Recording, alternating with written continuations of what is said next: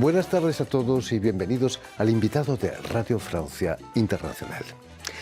La editorial francesa Eloïse d'Ormesson acaba de publicar la traducción de La noche de la usina, novela del escritor argentino Eduardo Sacheri, con la que obtuvo el premio Alfaguara en 2016. Digna de una película de Ken Loach, la novela nos narra las rocambolescas peripecias de unos trabajadores que intentan comprar una fábrica en plena crisis del corralito en 2001. Y precisamente para hablarnos de esta novela y de su brillante trayectoria en el mundo de las letras, Eduardo Sacheri ha sido tan amable de venir hasta nuestros estudios. Buenas tardes, Eduardo. Buenas tardes, Jordi. Y sobre todo, muchísimas gracias por haber hecho el esfuerzo de venir hasta nosotros. Para mí es un placer. Permíteme que explique a nuestros oyentes que has nacido en Castelar, Sí. Ciudad del oeste del Gran Buenos Aires, en 1967, en un barrio de casas bajas que has descrito en alguno de tus relatos. Pero es cierto que a pesar de que tu infancia pasa durante la dictadura, en plena violencia, te la pasabas en la calle todos los días. Sí, y no es una experiencia demasiado particular la mía. Te diría que en aquel momento muchos de nosotros vivíamos, salvo que nos tocara en la familia alguna acción violenta por parte de los militares, el resto de la sociedad vivía un poco negando y un poco ignorando lo que sucedía. De modo que nuestros padres, por decirte, no tenían miedo de que estuviéramos en la calle jugando al fútbol o con nuestros amigos. Esas extrañas convivencias que a veces se dan, ¿no?, en los procesos históricos. ¿Allí en la calle fue tu primer contacto con el fútbol? Sí, primero con mi padre, jugando. Él me enseñó a jugar en la vereda, en la acera de mi casa. Y luego con los que fueron mis amigos. Yo perdí a mi padre a los 10 años y fue una herida fuerte, difícil. Y hasta entonces había sido un niño criado muy dentro de mi casa. Por suerte el fútbol y mis amigos me permitieron como refundar mi niñez, en el sentido de tener una segunda oportunidad precisamente gracias al fútbol. ¿Qué recuerdos te quedan, Eduardo, de ese primer día en que tu padre te lleva a un campo de fútbol? El primero, los colores. Ten en cuenta que en la Argentina de los 70 la televisión era en blanco y negro. Entonces, ver el pasto verde y los jugadores con sus camisetas de sus propios colores y los ruidos. Sabes que cuando me senté a ver el partido, yo esperaba, por mi experiencia televisiva, el relato del periodista. Y le pregunto a mi padre, ¿y no lo relatan? Me dice, no, tienes que mirar. Y recuerdo el sonido del topetazo del balón, los gritos de los jugadores, el público, la marea sonora del público. Inolvidable, absolutamente inolvidable. El silbato del árbitro. Cosas que en la televisión de entonces uno no tenía. Creo que es una experiencia inolvidable. En tus primeros relatos ya el fútbol es protagonista. ¿Tu pasión por el fútbol era mayor que por la literatura? Te diría que desde la niñez, creo que las dos cosas que más me han gustado en la vida y de manera pareja han sido jugar al fútbol y leer. Como para mí escribir es casi una prolongación del acto de leer, van juntos. Y todavía hoy, con 50 años, no me imagino un sábado sin jugar al fútbol, ni un domingo sin ver a mi equipo, sin ir al estadio, y no me imagino un día de mi vida sin leer. Por eso quiero decirte, son dos de mis grandes pasiones, absolutamente. Es una manera de escapar a la realidad de la muerte de tu padre, quizás. Yo creo que sí. Me parece que el juego tiene la enorme virtud de sumergirnos en cosas muy infantiles y muy profundas al mismo tiempo. Nuestra vida adulta se viste de ropajes civilizados, cuidadosos, diplomáticos, que están muy bien, porque bueno, vivimos en una sociedad. Pero me parece que el juego, tal vez en nuestro caso es el fútbol, para otros tal vez son otros juegos, pero para nosotros es el fútbol, el que nos permite esa inmersión en lo más profundo y ese oxigenar nuestros fantasmas más viejos. Quiero decirte, tal vez no solucionamos nada, pero sacamos lo que tenemos dentro, respira un poco y vuelve. Y uno no es el mismo después de poder jugar. Precisamente esos cuentos con tema futbolístico fueron tu primer éxito, ¿no? Y Sí. curiosamente en la radio. En la radio antes de ser libro, Jordi, porque había un programa. Yo soy licenciado en historia, mi vida iba por otro lado, por una carrera académica, la enseñanza en la universidad, pero había un programa de radio que intentaba unir el fútbol con el cine, el fútbol con la música, el fútbol con la literatura. Y entonces el periodista de este programa leía cuentos de fútbol. Y claro, yo me animé a llevarle, estamos hablando del año 96, 97, me animé a llevarle algún cuento naturalmente inédito. Y se lo dejaba en la puerta de la radio. Y este hombre empezó a leerlos, a compartirlos con sus oyentes. Y eso me fue haciendo conocido. Fue algo rarísimo. Y creo que en el medio, en el único medio donde eso podía pasar, digo, en la radio, porque tiene esa horizontalidad, esto de que un oyente pueda decir, voy a llamar por teléfono, voy a decir que me gustó, voy a preguntar en qué libro está. Bueno, así nació. Y además, como decimos, es la pantalla más grande del mundo, la radio, la imaginación, ¿no? Absolutamente, y con esta cosa tan hermosa que es que te lean. Nosotros estamos en nuestra época muy acostumbrados y está muy bien a la lectura silenciosa, íntima, introspectiva, que es buenísima. Pero que te lean también es hermoso. Fíjate que no sé qué sucede aquí en Francia o en España, pero en Argentina al menos uno les lee a los niños y luego no. En otras palabras, a uno le leen cuando es niño y después le dejan de leer. Y no está bien. Qué lástima. Acabo de escuchar, gracias a Internet, uno de esos relatos ahí en la radio, muy emotivo, que descanse en paz, donde hablas de tu barrio. Exactamente, y precisamente de este rol casi curativo que tuvo mi barrio cuando murió mi padre. Una casa transformada por el luto y el silencio y la soledad, se volvió muy nociva para un niño de 10 años. Y en cambio el barrio era todo lo contrario, compañía, gritos, alegría y fútbol. Eduardo, en el 2005 publicas tu primera novela, Sí. La pregunta de tus ojos, que fue llevada al cine y gana nada más y nada menos que el Oscar a la mejor película extranjera. Eso sí es meter un gol. Absolutamente, es ganar Por goleada. Sí, es ganar un campeonato. Sí, porque realmente le dio a mi carrera literaria un empujón de popularidad y de visibilidad muy interesante. Para los escritores es difícil volvernos conocidos, conseguir lectores. Este empujón cinematográfico, claro, la película la vieron millones de personas. Luego el Oscar. Eso me permitió, de hecho, empezar a que mis libros salieran de Argentina y se empezaran a traducir a otros idiomas. Sin eso, sin El secreto de los ojos, no hubiera sucedido. Gracias a eso estás en el mundo del cine, eres guionista también. ¿Alguna de tus Sí, novelas ha sido ya adaptada al cine? sí, luego sucedió con Papeles en el viento, estamos en pleno trabajo con La noche de la usina también, y a veces también en proyectos de series. Has visto que últimamente el mundo de las series tiene así una eclosión. De hecho, acabo de guionar para España una serie que se estrena al final del Mundial, sobre el mundo del fútbol, precisamente. Qué casualidad. Qué casualidad.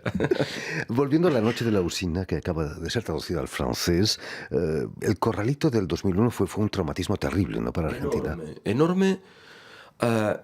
En lo práctico, primero por el pánico de la gente de no poder sacar su dinero de los bancos, y luego por la enorme devaluación que sufrió el peso. Entonces el dinero que tú tenías en el banco se había pulverizado, valía la cuarta parte de lo que valía 2 meses antes de la crisis.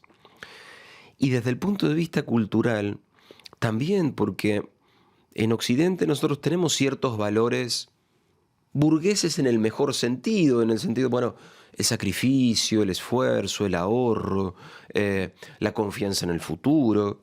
Son valores que edifican nuestras sociedades. Bueno, todo eso en mi país fue barrido en el 2001. Y creo que más de 15 años después son heridas que no han cicatrizado y no sé si cicatrizarán, al menos mientras estemos vivos los que lo padecimos. Eduardo, estamos armados contra la injusticia, contra el abuso de los más fuertes, como lo hacen, intentan hacerlo los protagonistas de tu novela, luchar contra esa injusticia.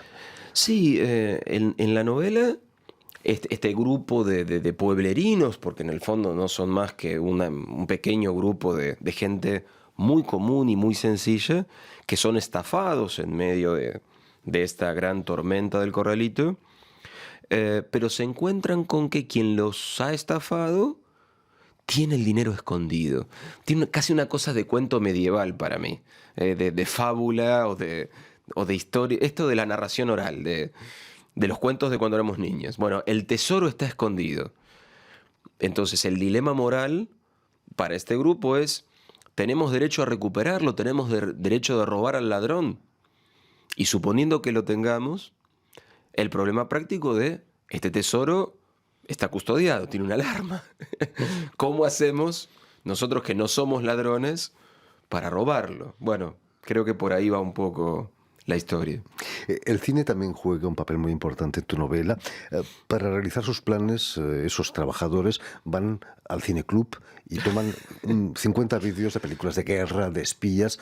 ¿Lo haces tú también para informarte para tus novelas? Mira, probablemente trato de ser un poco más técnico que mis personajes, para algunos temas al menos, pero creo que es parte de la sencillez que pretendí darles a los personajes. Entonces, el jefe de la banda, por llamarlo de algún modo, ama el cine de los años 50. Entonces, bueno, busca, que creo que todos hacemos eso con los libros y con el cine y con la música que nos ha formado. En el fondo, nos ha educado, tanto como nuestros estudios. Y, y buscamos refrendar nuestras experiencias de vida en esas cosas que nos han producido placer. De hecho, hay una película que está mencionada en la novela que le sirve de inspiración, que es, en Argentina fue Cómo robar un millón, así se llamó, con Peter O'Toole. Y la maravillosa Audrey Hepburn. Y la mujer más linda del mundo, con Audrey Hepburn. Entonces, claro, yo recuerdo que vi esa película cuando tenía 10 o 11 años y me pareció un robo maravilloso. Claro, que el jefe de la banda piense lo mismo, habla de que son gente un poco ingenua, pero bueno, ahí lo intentan.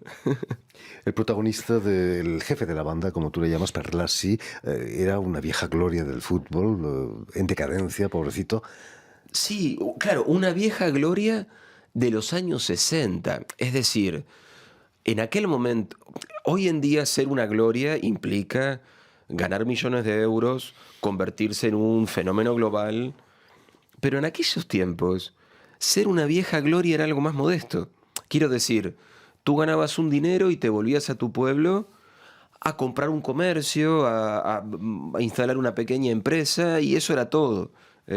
A mí me gusta la modestia de esos estrellatos.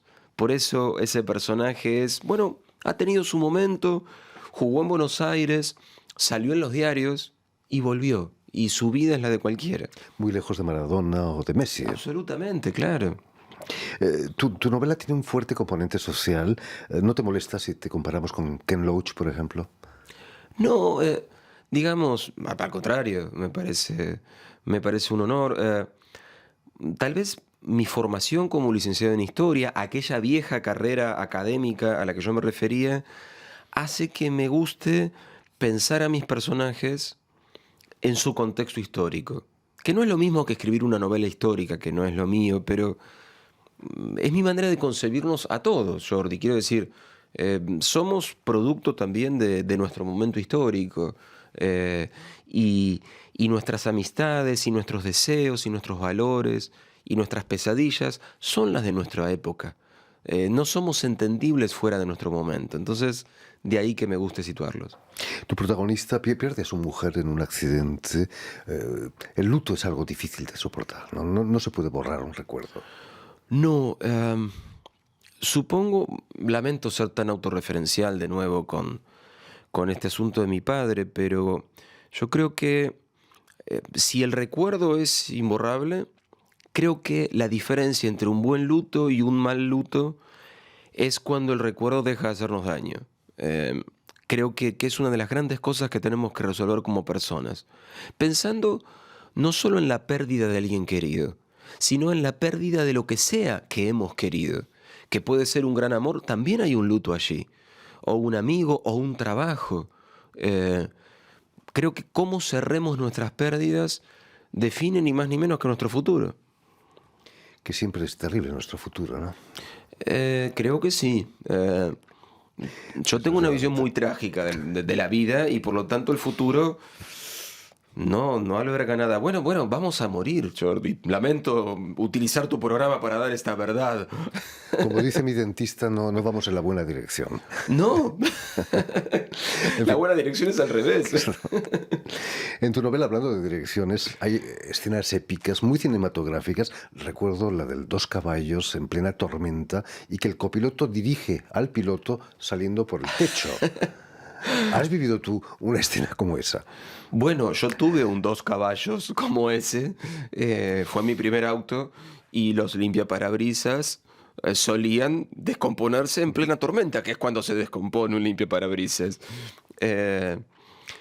Como te digo, a mí me entusiasma mucho no la gente que no es derrotada, sino la gente que sonríe frente a la derrota. No sé si yo soy capaz de eso, no sé si tengo esa dignidad o esa hidalguía, pero esa es la gente que me gusta, al menos, o esa es la gente que me gustaría ser. Entonces, bueno, mientras intento serlo, escribo, y mientras escribo algún personaje lo logra. Hablando de tus personajes, ¿qué te han hecho los hijos de papá para que los trates tan mal como Hernán, el hijo de un gallego empresario que participa en esta aventura? Mira, en la novela hay 2 padres y 2 hijos. Entonces traté de presentar 2 modelos posibles de relación, en el sentido de que Perlassi con su hijo Rodrigo tienen una relación muy positiva, muy fecunda, muy armoniosa, pero no quería que la otra pareja de padre e hijo funcionara tan bien.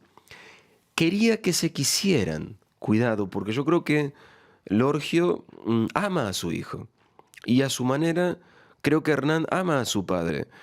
Pero bueno, hablábamos antes de tragedias y yo creo que a veces la vida incluye la tragedia de que nos llevemos muy mal con quien amamos, por motivos que nos exceden, y creo que eso es lo que le pasa un poco a Hernán con su padre. La distancia quizás, ¿no? Y distancias insalvables, y ¿cuántas veces nos pasa en la vida de ver gente que se ama y sin embargo no es capaz de hacerse recíprocamente feliz? Es atroz. Es mucho peor eso que la indiferencia. No quiero dejar aquí esta conversación porque la novela, el humor tiene un peso muy importante también, a pesar de lo trágico, de lo terrible de la situación. Bueno, lo que te comentaba antes, Jordi, creo que es una respuesta que yo asumo en mi vida. En mis peores momentos intento reírme. Si me río, no es tan grave. Entonces, creo que a mis personajes les sucede lo mismo. En medio de la tragedia o de la tensión o de la adrenalina de que todo pueda salir mal, creo que una broma, bueno, que es algo muy argentino también, los argentinos somos expertos en fracasar, pero nos reímos. En fin, pues ya lo saben, todo eso y mucho más lo tienen en la novela La noche de la usina de Eduardo Sacheri, que acaba de editar aquí en Francia Eloïse d'Ormesson. Muchísimas gracias, Eduardo, por haber estado aquí con nosotros. Permíteme también dar las gracias a Suel Gedir y a Guillaume Buffet, que han estado hoy detrás de los controles y la realización del programa, y también a nuestros telespectadores, porque también los tenemos, que nos siguen en América Latina gracias a la cadena uruguaya de televisión Canal U de Montevideo. Y a ustedes muchísimas gracias por su atención y les damos cita para una nueva edición de El Invitado de Radio Francia Internacional.